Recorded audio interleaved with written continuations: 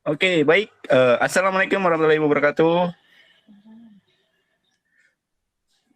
Teman-teman, di sini saya ingin mempresentasikan tugas besar algoritma dan pemrograman bersama kelompok saya, yaitu Anastasia Nurfitrianian Hidayat, Angga Pramana Putra Wibowo, Fadan Harahap, dan Fabio Hebran Gagano Sireka.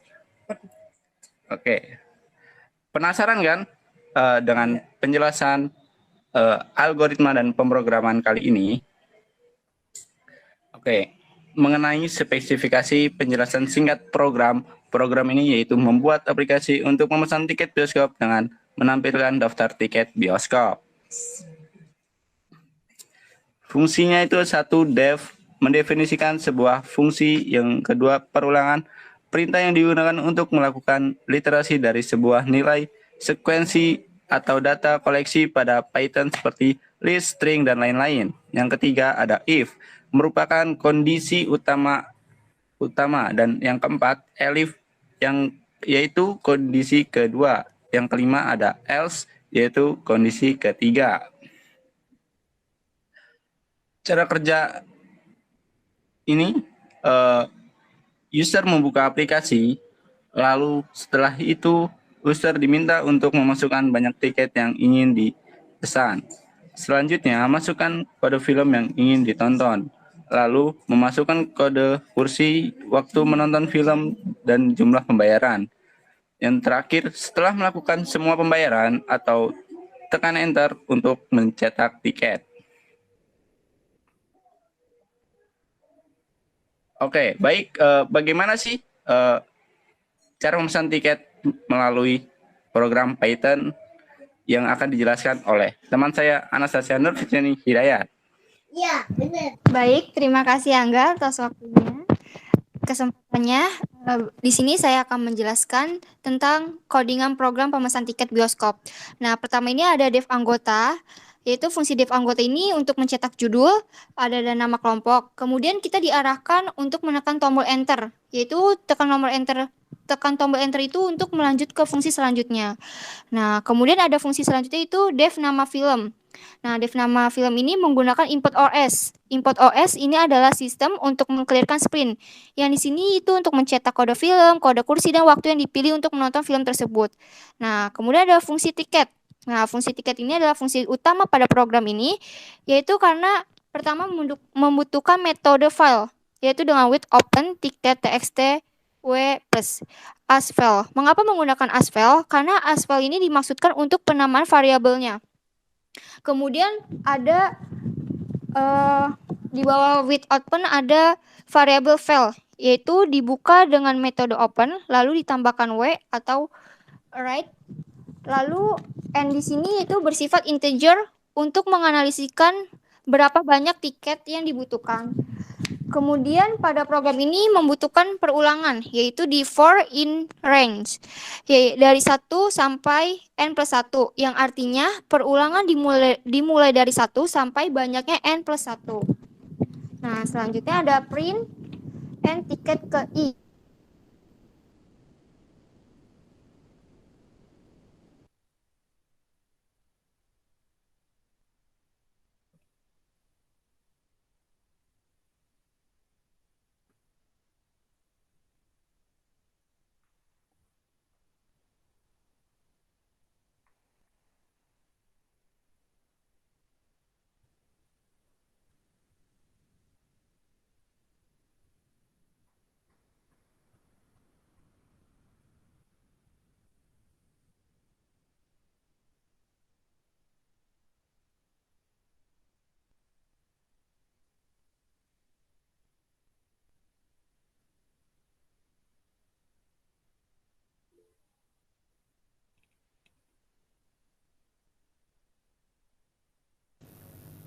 Setelah kita masukkan kecabangan if kode yang di dalamnya ada judul dan harga, jika kita memasukkan inputan salah maka akan diberhentikan atau break.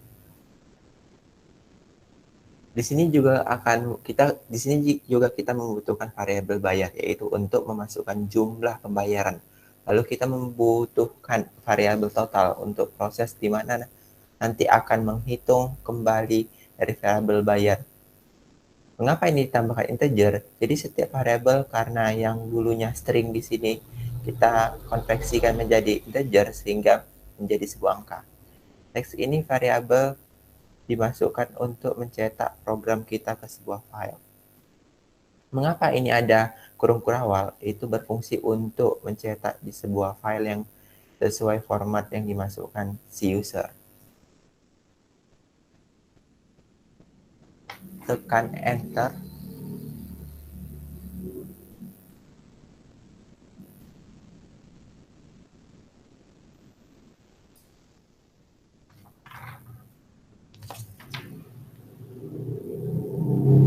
Setelah kita memasukkan jumlah tiket yang kita ingin pesan, kode dari film yang ingin kita tonton, waktunya, kursinya, dan melakukan pembayaran sesuai yang kita pesan, maka akan tercetak sebuah output, yaitu cetak tiket dan terdapat keterangan tiket telah dicetak. Lalu apabila ada kekeliruan saat melakukan pemesanan tiket, maka output tidak bisa dicetak. User akan diminta untuk melakukan kembali pemesanan ulang dengan input yang benar.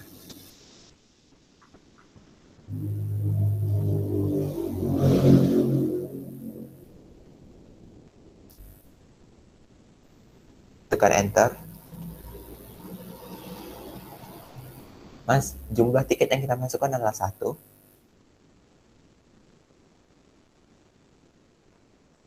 Kode film yang akan kita ambil adalah Spider-Man dengan kode SPD.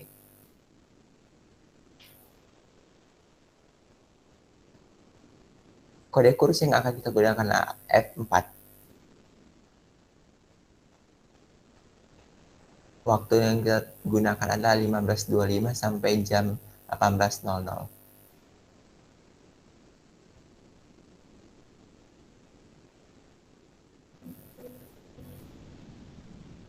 Jumlah pembayaran yang akan kita isi adalah 35.000.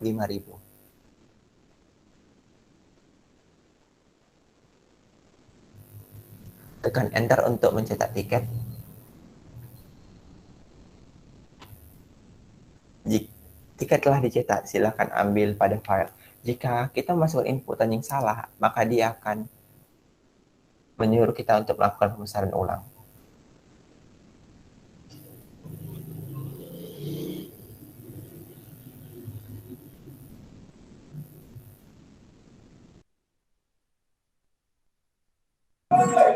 Oke, baik. Lalu ada pemrograman pemesanan tiket melalui flowchart, yaitu yang pertama outputnya selamat datang para penonton, lalu output bioskop XX1 Bandar Lampung, lalu output 1 memilih film Spider-Man, yang kedua memilih Sanchi, yang ketiga memilih film Canto, yang ketiga menginteger pilihan, yang kedua input pilihan, yang ketiga menginteger n. Lalu ada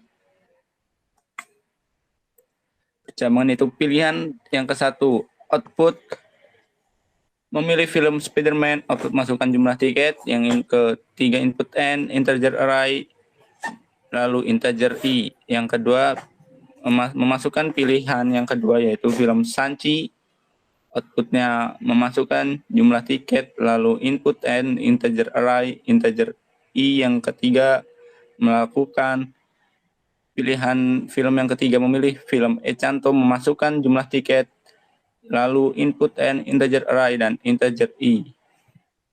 Oke, dapat. Lalu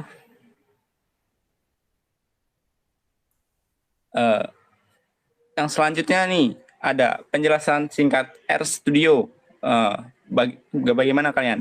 Penasaran kan dengan penjelasan singkat ini? Yaitu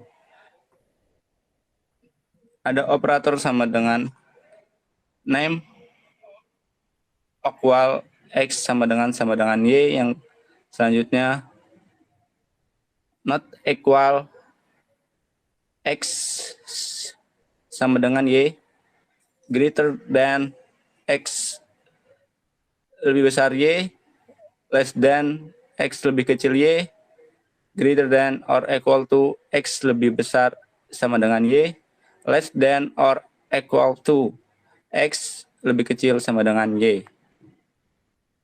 Kondisi ini dapat digunakan dalam beberapa cara paling umum dalam pernyataan if dan loop.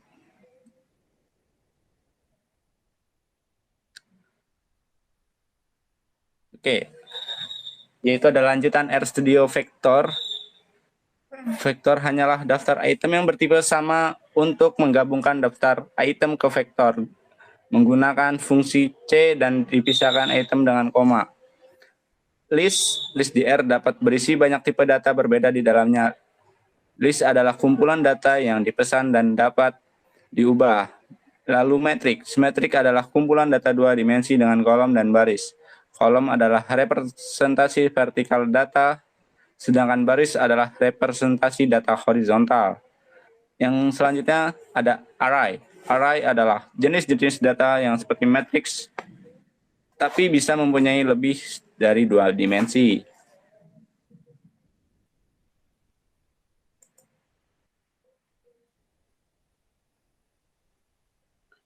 Lalu ada data frame. Data frame lebih umum digunakan daripada matrix karena dalam satu tabel dapat terdiri dari berbagai jenis atomic data, yaitu numerik, karakter, faktor, dan lain-lain. Data frame ini mungkin bisa dianggap sama dengan jenis dataset yang biasa digunakan di SAS seperti atau SPSS. Faktor. Sebuah variabel ini dapat dijadikan nominal dengan mengelaskannya ke dalam faktor. Faktor menyimpan nominal dari sebuah vektor integer dalam range, di mana X adalah nilai unik dari nominal variabel. Sebuah vektor karakter dapat dipetakan untuk integer dalam range tersebut. Selanjutnya ada function. Function adalah blok kode yang hanya berjalan ketika dipanggil. Anda dapat meneruskan data yang dikenal sebagai parameter ke dalam suatu fungsi. Sebuah fungsi dapat mengembalikan data sebagai hasilnya.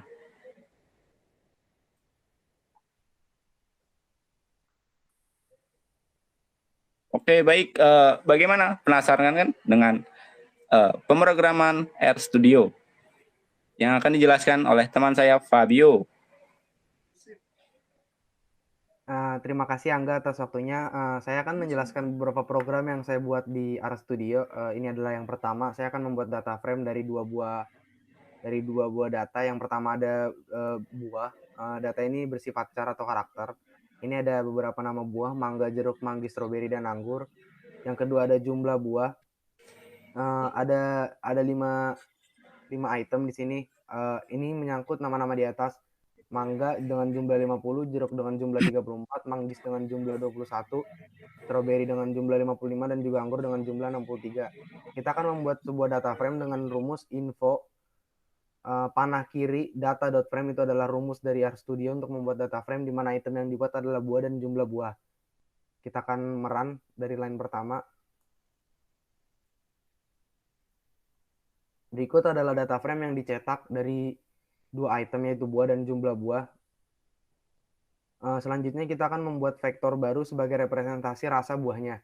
Ini adalah rasanya, hanya ada dua item, manis dan masam, yang ada di dalam item rasa. Kita akan jalankan masing-masing. Ini adalah line berikutnya, membuat data frame dari ketiga vektor di atas. Rumusnya info underscore buah, panah ke arah kiri, data.frame. Lalu kita akan menambahkan dua elemen, info.buah ini yang pertama. Lalu kita akan menambahkan rasa dalam data frame info underscore buah. Lalu kita akan jalankan kodenya. Lalu kita akan tampilkan. Berikut adalah data frame yang ditampilkan ketika ditambahkan satu buah vektor. Dia akan ada di sebelah kanan. Ini adalah rasanya manis, masam, manis, masam. Selanjutnya di RStudio juga menyediakan fitur summary atau ringkasan dari sebuah data frame. Kita akan menjalankan kodenya. Kodenya adalah summary dalam kurung info underscore buah. Artinya ringkasan dari data frame dengan nama info underscore buah ini adalah ringkasannya. Jumlah underscore buah di sini terdapat min atau angka paling kecil yang didapatkan di dalam data, first quartile, median, min, third quartile, dan juga maksimum. Selanjutnya kita akan menampilkan kolom jumlah buah dengan fungsi info underscore buah.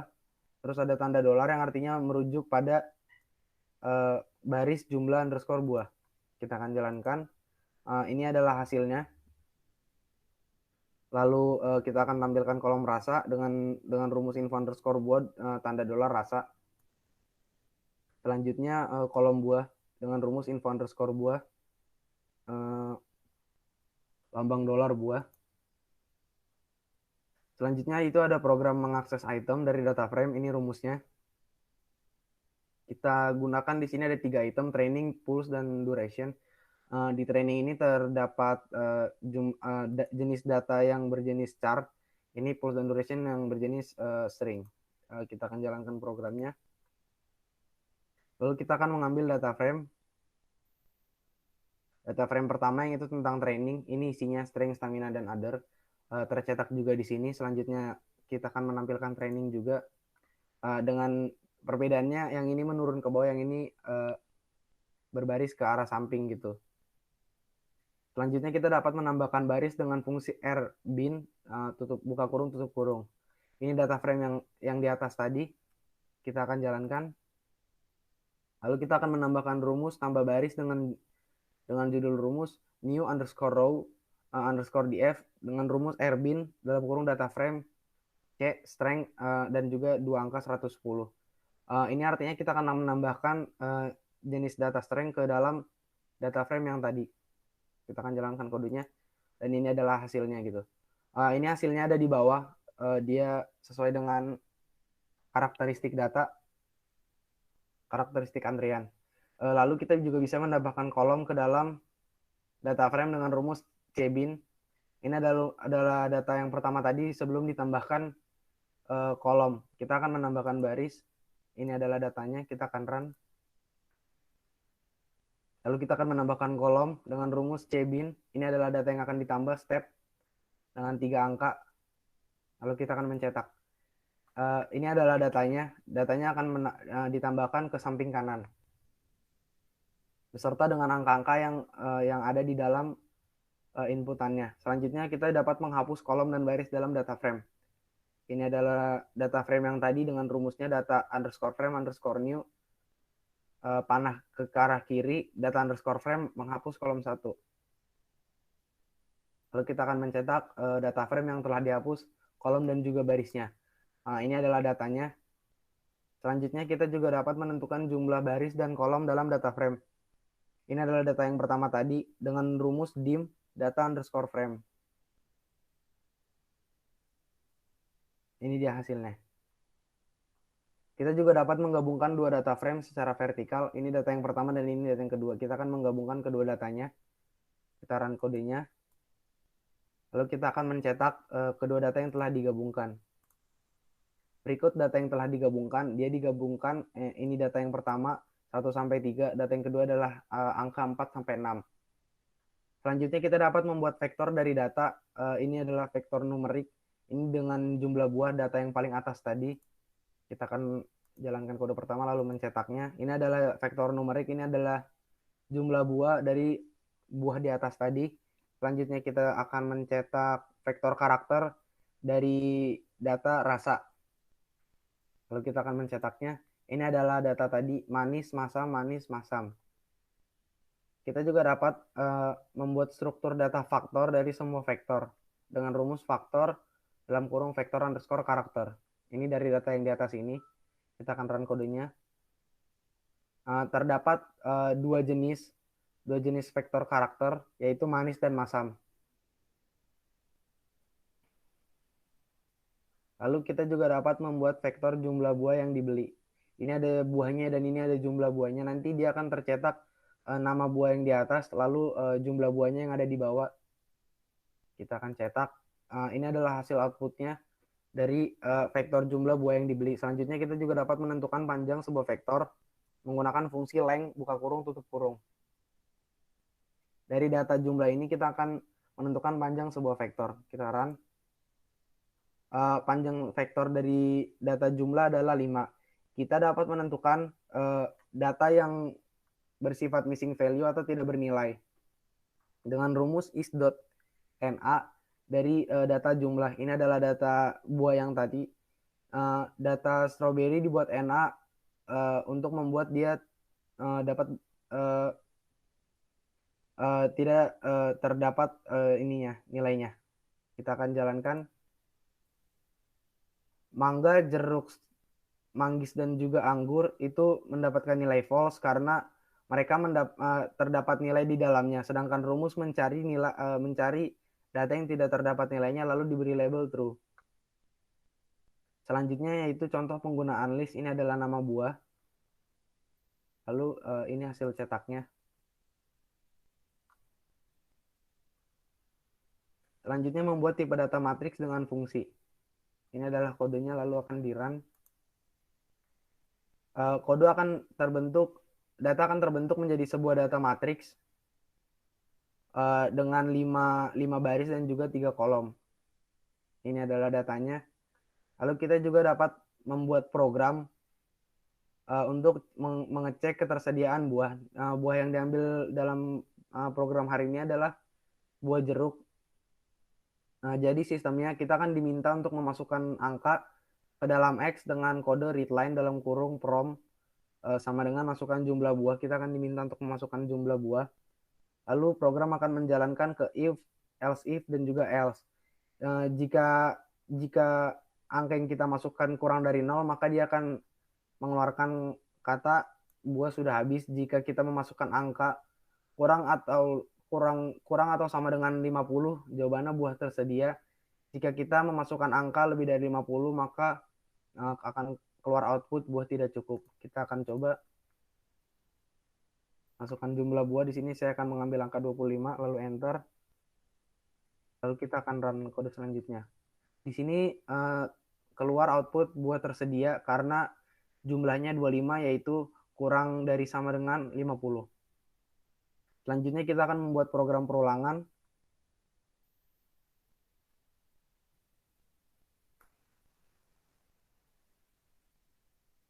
Program perulangan ini keluar dengan hasil merah apel, merah pisang, merah ceri, besar apel, besar pisang, besar ceri, lezat apel, lezat pisang, dan juga lezat ceri. Selanjutnya kita akan membuat program contoh array. Ini adalah info buah yang di atas tadi. Dan kita akan melihat dimensi array dari data frame tersebut. Dimensi dari data frame tersebut adalah 2, karena terdapat angka 5 dan angka 3 dan jumlahnya adalah 2. Sekian dari saya, terima kasih.